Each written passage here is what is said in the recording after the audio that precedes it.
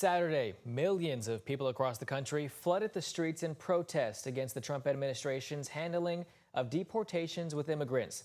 Organizers called it No King's Day, which also coincided with President Trump's 79th birthday. More than 1,500 demonstrators across all 50 states and Puerto Rico, major cities from Philadelphia to Los Angeles, from Denver to Atlanta, and of course, a city that's no stranger to calls for change, Louisville. Around 4,000 people gathered in downtown Louisville peacefully, making their voices heard. This was one of the larger protests that we've seen in downtown Louisville in years. WHAS 11's Alexandra Goldberg and senior photojournalist Alyssa Newton were there on the ground, showing us it was more than just Trump's recent actions driving these people to the streets. Louisville joined hundreds of other cities across America in the No King's Day protest. At times, protesters marched throughout downtown Louisville, closing down streets and ending up right back here at Jefferson Square Park. This is what democracy looks like! Louisville showed up today. This is what democracy looks like! We didn't want a king. We didn't want a dictator. This is what democracy looks like! About 4,000 protesters in downtown Louisville have made their message clear. Donald Trump has got to go! We shouldn't let fascism grow like this. Trump is going to take our country over with his authoritarian ways, and we have got to fight for our democracy.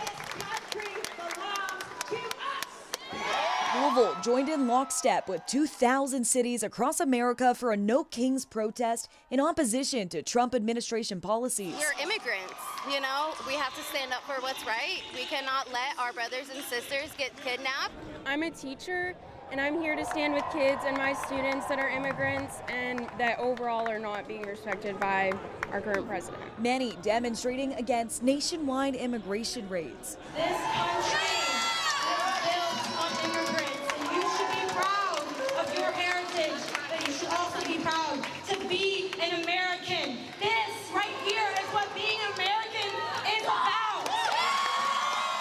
Several years ago, it was we were a sanctuary city. I hope we can recognize the value that our immigrants give to our community. Lisa Migliori Black believes America is backsliding on civil rights for everyone. I think what they're doing, especially to our trans military right now, is absolutely shameful. Lynn Elliott Reed also saying the administration is targeting LGBTQ communities. I'm a lesbian and I'm married, and they want to take away my rights.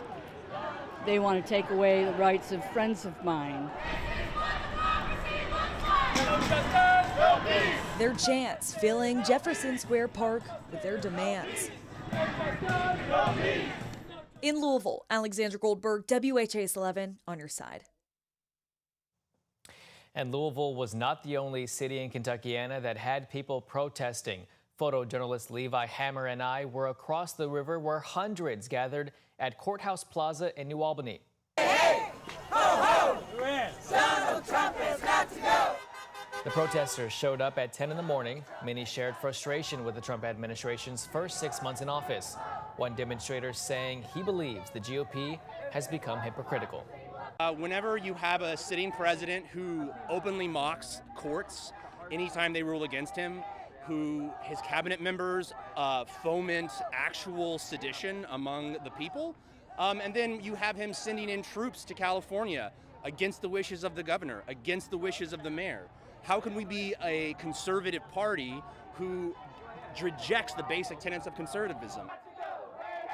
Thousands also showed up to the Indiana State House in Indianapolis. Despite pouring rain up there, it did not dissuade protesters from being there.